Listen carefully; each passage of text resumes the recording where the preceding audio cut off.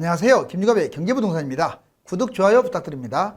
2021년 현재 우리나라 집값은 1991년 일본 집값에 비하여 거품이 더 높다는 사실을 아십니까?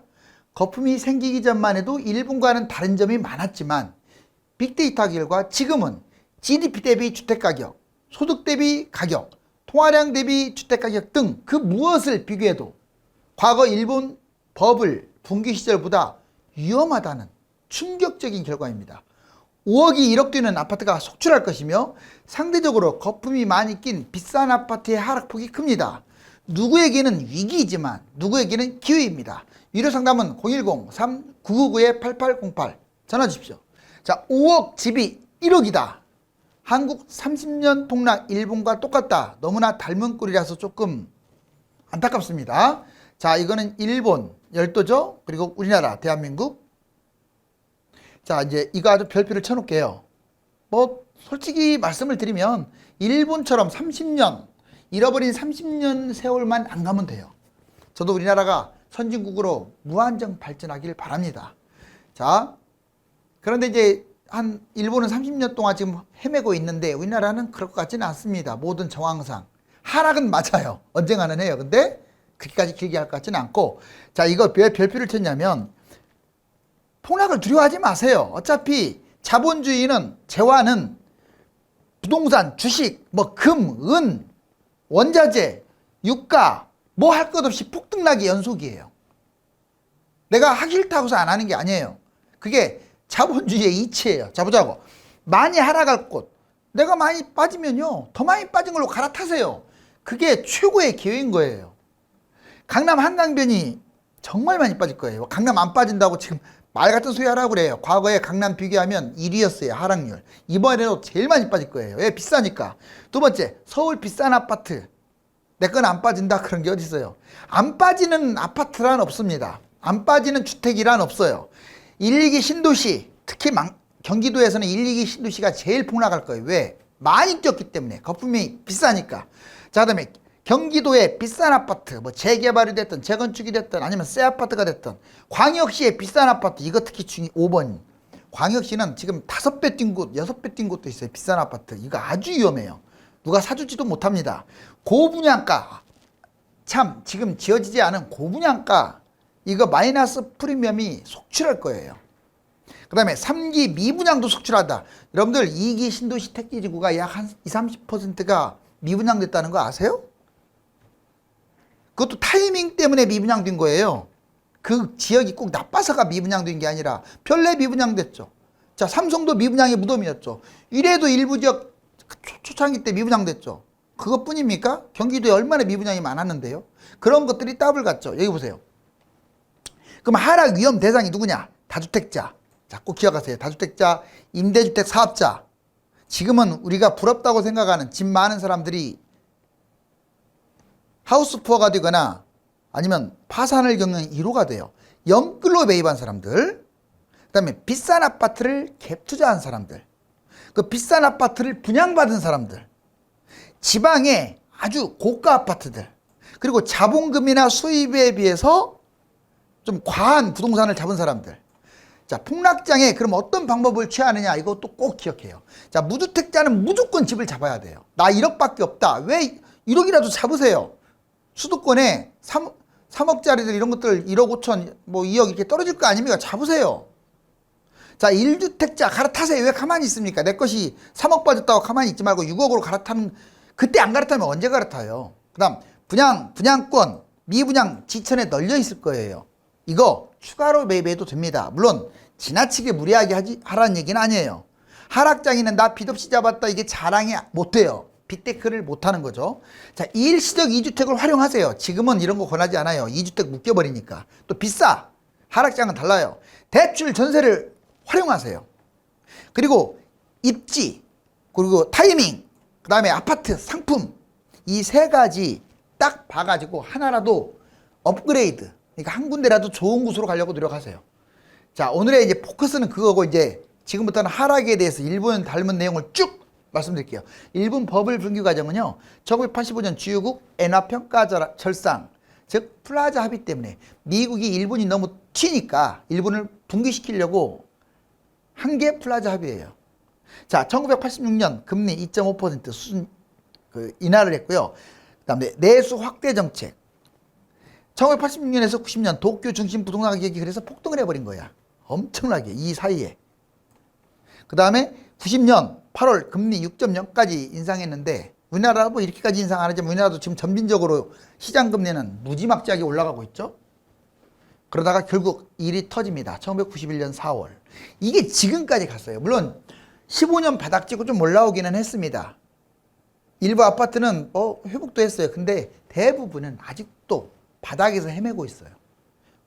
하기야 이때 일본의 국민소득이 4만 달러였는데 지금도 3만 5천에서 허덕거리고 있으니 오히려 더 가난해요. 지금 30년이 지난 지금.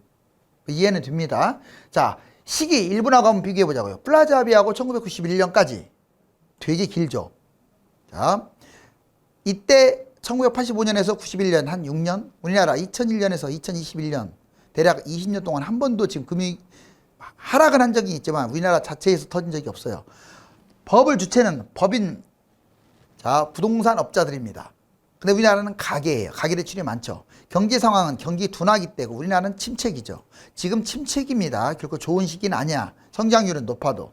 정부 정책, 경기 부양책 썼고 과잉 유동성 돈이 넘쳐 흘렀고 그다음에 금융 완화 저금리. 우리나라도 똑같아요. 경기 부양, 과잉 유동성, 금융 완화 저금리. 이제 금리가 올라가는 거죠. 자, 금융기관. 자, BIS 비율 자본 확충. 부동산 담보 대출 확대했고 우리나라 가계 대출 확대에 부실이 생겼으며 부동산 담보 대출 증가했죠. 자, 너무나도 닮은 꼴이에요, 이게. 하기야 이렇게 닮은 꼴이기 때문에 분기가 되는 거죠. 그 다음에 한국과 일본 버블 분기 과정도 똑같습니다. 자, 먼저 일본 부동산 플라자 합의 버블 8년. 자, 1984년부터 91년까지 8년 걸렸어요. 그리고 우리나라도 보세요. 한국 부동산 코로나19 때 용케 계속 뛰고 있는데 굳이 따지면 2014년부터 지금까지니까 8년이에요. 그 연도도 8년 갔죠. 자, 일본 부채 GDP 대비 300%를 초과했습니다. 우리나라도 한국 부채 GDP 대비 300% 초과. 거의 육박하고 있어요. 특히 기업 가계 합치면 이미 220%, 정부 부채도 지금 빠르게 한 60%, 거의 280% 돼요. 육박하죠. 닮은 꼴이죠.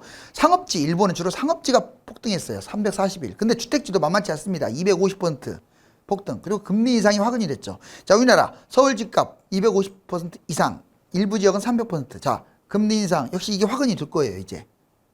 부동산 8% 폭락. 일본은 많이 빠졌어요.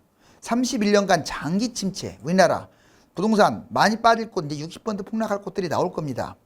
그리고 5년간, 우리는 31년간 이렇게 빠지지는 않을 것 같아요. 자, 단기 급락.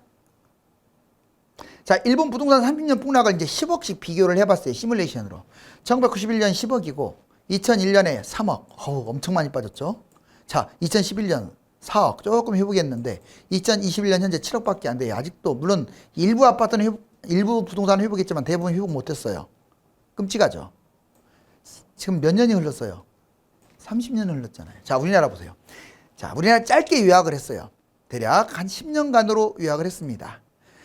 2021년 10억 현재 서울 중위권 가격의 평균치에 가깝죠. 자, 2024년 7억 정도 떨어질 것으로 보이고 2025년이 바닥이라고 치면 4억.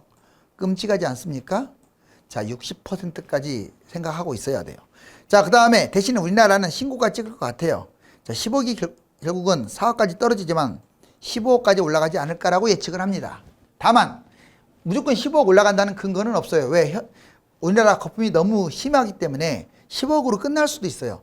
서울은 신고가 찍고 갈 가능성이 높은데 집이 남아도는 수도권, 경기도나 인천, 그 다음에 인구가 확 주는 지방광역시 이런 데는 신고가도 못 찍고 끝날 가능성도 높다는 거. 집이 넘쳐납니다. 우리나라 2013년에 진짜로 그럼 사례를 한번 들어봐라. 60% 폭락했던 곳이 수도관인데 뭐 이 지역만 해당되는 게 아니에요. 수도권 대부분의 위성도시들이 특히 많이 그렇게 빠졌고 서울도 비싼 아파트들 보세요. 개포주공 7단지 34, 2007년 14억 했던 게 2013년 6억, 60% 빠졌어요. 과천 16억 했던 게 10단지 40평 2007년에 16억 했던 게 2013년 7억, 60% 빠졌네요. 분당 서해안 한양 55평 2006년에 15억까지 갔던 게 2013년에 7억, 60%. 여러분들 얘 지금 해봤자 18억, 20억 이거밖에 안 가요. 그러니까 별로 안 뛴 거야. 2006년에 비해서 지금 가격이. 그래서 제가 여러분들한테 조심하라는 거예요. 그나마 지금 8년째 뛰었기 때문에 신고가 찍은 거죠. 엄청 많이 빠지죠. 자, 일산, 문천 4단지 37평 7.5, 2014년 3억, 20%. 이 고점 겨우 회복했죠. 자, 이제 부동산 하락할 때 매수 방법. 그러면 하락할 때 아까도 얘기했지만 그러면 어떻게 뭔가 배워나가는 게 있어야지 우리나라 폭락만 합니다 하고 끝나면 안 되죠. 부동산 하락 중일 때는 이게 바닥인지 하락 중인지 이걸 잘 판단해야죠. 금매는 더 떨어질 수 있으니 매수가에 낮게 받쳐놓고 사람이 그 금액까지 떨어지면 또 상황을 봐야 돼요. 이런 식으로 가야 돼. 무조건 떨어졌다고 사는 거 아닙니다. 얼마까지 떨어질지를 어떻게 알아요? 그리고 매주 지표가 나오잖아요. 자, KB 리브원, 부동산 114, 그 다음에 한국부동산원 이렇게 나오잖아요. 그러면 거기에 매주마다 나오니까 이게 경기도 또는 광역시 이렇게 다 올랐는지 떨어졌는지를 볼 수가 있어요. 그거 보면서 판단해도 돼. 가격이 내려왔다고 금매가 아니며 하락장에 추가 하락이 발생하니까 관망합니다. 자, 특정 아파트 한 개만 관망하면 절대 안 돼요. 물론 나는 100% 무조건 실거주해야 한다. 뭐 그런 사람 어쩔 수 없어요. 돈이 싫다는 사람은 실거주 하세요. 보통은 5개 정도 중복, 그것도 같은 지역 말고 좀 좋은 곳도. 그러다가 중개소하고 연계해서 잡는 거고, 집값이 많이 내려오면요 더욱더 관심을 가져야 돼요. 보통 집값이 떨어져 버리면 무관심으로 가다 보니까 돈을 못 벌고 나중에 지금 와서 엄청나게 후회하고 고통에 시달리는 거예요. 또 옵니다, 이런 기회에. 부동산은 주식하고 달라요. 부동산은 필수 의식주잖아요. 자, 그 다음에 한미일 이제 본격적인 차트를 비교해 볼게요. 자, 한국 먼저 일본부터 보겠습니다. 91년 여기 보세요. 쭉 떠져갖고 일본 1991년에 이렇게 빠졌어요. 자, 거의 100이라는 숫자가 20원저리까지 왔죠. 5억이 1억. 자, 이게 2015년이라고 써 있는데 이게 지금 요즘 조금 올라와갖고 한 이 정도? 끝. 자, 미국입니다. 2008년 엄청 떨어졌죠. 일본만큼은 안 떨어졌지만. 그러다가 이렇게 가다가 지금 현재 한 이 정도의 얘만큼 올라왔을 거예요. 우리나라도 이렇게 빠진 적은 있어요. 이렇게. 그렇지만 현재는 여기에요, 여기. 자, 미국은 겨우 본인의 자리인데 우리나라만 지금 신고가 찍어갖고 엄청 위험해요. 이거를 종합적으로 비교해 볼게요. 금융위기 터진, 자, 일본은 이제 91년 꼭 사실상 금융위기가 터졌다기보다도 장기 하락이었으니까 이때 거품이 여기였다면, 미국 2008년 금융위기 터졌죠. 자, 이때 여기였습니다. 미국이 주택 가격이. 우리나라 현재 21년 여기에요. 일본하고 맞짱 뜨고 있어요. 그것도 단기간에 이렇게 올라간 거 보세요. 일본하고 맞먹죠. 아주 위험해요. 자, 이제 땅값 보세요. 우리나라. 자, 먼저 일본부터 40년간 52배. 어우. 근데 일본은 빠졌잖아요. 지금도 이렇게 해서 땅값 올라가잖아요. 여기서 그냥 여기, 자, 주택지 땅이죠. 평균 가격 보세요. 주택지가 평당 1,400원저리까지 갔다가 601. 지금 19년이잖아요. 19년. 자, 여기까지 이렇게 확 무너진 다음에 별로 이렇게 땅값 조금 올라가긴 하는데 우리나라 땅값에 국민소득 대비해서 반가격도 안 돼요. 일본 지금. 일본이 뭐 우리나라보다 땅 엄청 큽니까? 인구 대비해서 조금 더 큰 건 사실이지만 이래요. 우리나라 보세요. 그냥 49년간 83배 올랐지 떨어진 적이 없어. 그렇게 폭락한 적이. 위험한 상황이 됐어요. 그리고 땅 투자는 다시 말하지만 2배 뛰면 잡는 거 아니에요. 세금 내고 뭐하고 남는 거 없어요. 팔리지도 않고. 2배 뛰는 거 갖고 자랑 삼아서 잡아. 3배는 뛴다고 확신이 서야 그나마 할까 말까 하는 거야. 제 말 기억하세요. 그래서 기획부동산, 경매, 토지 하면 안 돼요. 자, 이제 한국부동산 거품. 자, 우리 164점 이거 노무현 정부 때 이랬는데 지금 거품 몇 가지 치솟았죠. 자, 정말 어디까지 치고 올라갈지 한번 두고 보자고요. 자, 일본 이제 주택지를 비교하자고요. 여기까지 결국 치솟다가 장기간 하락했습니다. 2005년인데 2015년까지 하락하고 뭐 지금도 이렇게 조금 이렇게. 자, 거의 닮지 않았나요? 이거 비교해 드릴게요. 자, 지금 일본이 같은 100에서 출발했다면 이게 91년 프라자 합의 지난 다음에 폭락했다고 그랬잖아요. 자, 지금 계속 기고 있다가 지금 2021년 현재도 여기에 여기. 정말로 회복도 못했죠. 바닥에서 기고 있어요. 약간 회복은 했죠. 약간. 우리나라 봐요. 이게 지금 우리나라 집값 이렇게 올랐다 떨어졌다 한 이 그래프 맞습니다. 자, 이거예요, 현재. 이것도 2018년이라고 써 있죠. 이거예요, 이거. 2021년 현재. 자, 비교해 보세요. 일본보다 2배에서 3배는 집값이 비싸다고 보시면 돼요. 일본하고 그냥 2배 정도 이상 비싸다, 우리나라가 집값이. 많으면 3배까지도. 일본 닮아가는 한국. 여기 보시면 경제 성장률 보면 우리나라가 일본보다는 경제 성장률이 높죠. 그렇지만 닮아가고 있죠. 일본은 한참 밑에고 우리나라도 이렇게. 그리고 이 인구 고령화 추이, 일본이 훨씬 더 앞서가고 있죠. 고령화가 빨라요.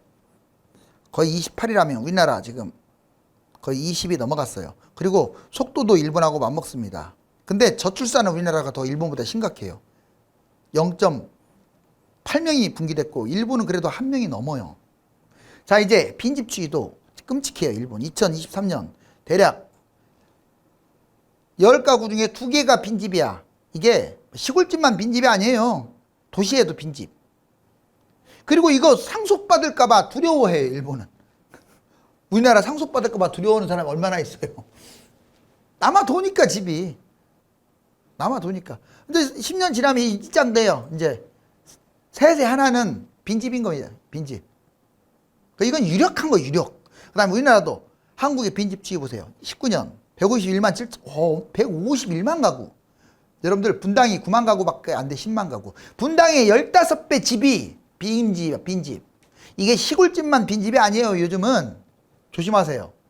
자, 이게 10년 지나면 어떤 일이 벌어지겠어요. 자, 그리고 이걸 왜 보여드리냐면 이제 이게 91년이 여기에요. 일본 서진데. 일본은 여기까지 계속 빠졌어요. 이렇게. 잃어버린 30년.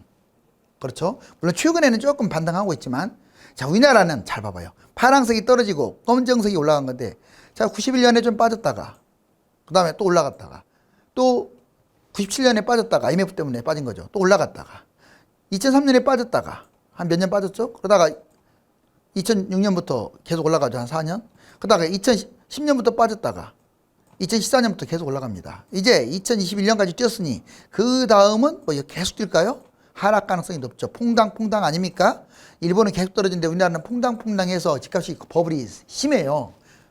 대충 봐도 비쌀 거 아닙니까? 지금 8년째 뛰었는데. 자, 그리고 실제로 그럼 과거 사례 보자. 자, 아까 말씀드렸잖아요. 여기 보니까 8년, 여기 10년부터 떨어졌다고. 10년부터 본격적으로 떨어지네요. 사실상 8년에는 이제 미국 서프라이 무기징들에 잠깐 빠진 거고, 여기 보세요. 13년까지 바닥쳤네요. 이게 0이야, 0.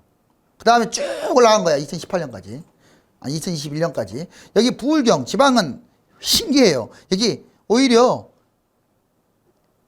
이때 2013, 14, 이제 여기 서울이 떨어질 때 오히려 올랐어요.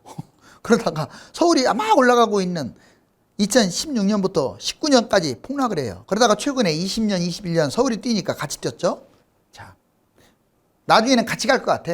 자, 한미일 생산 가능 인구 볼까요? 자, 생산 가능 인구 15세에서 65세가 생산 가능 인구인데 줄어들면 집값 떨어져요. 보통.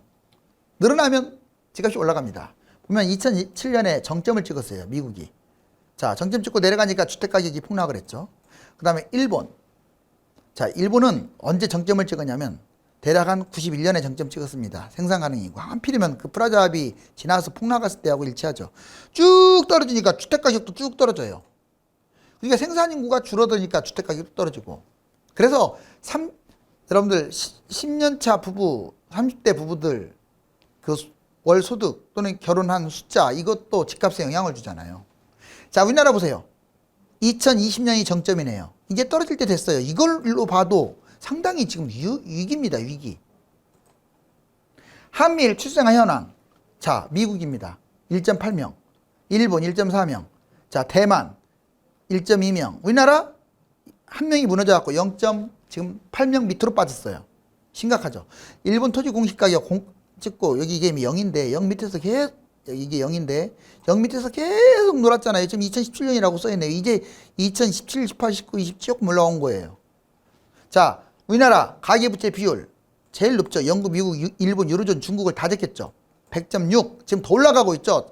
자, 1800조가 넘었다라고 지금 나왔잖아요. 가계부채. 서울 집값이 도심 집값이 세계 2위라고 아예 찍혀있죠. 자랑스럽게.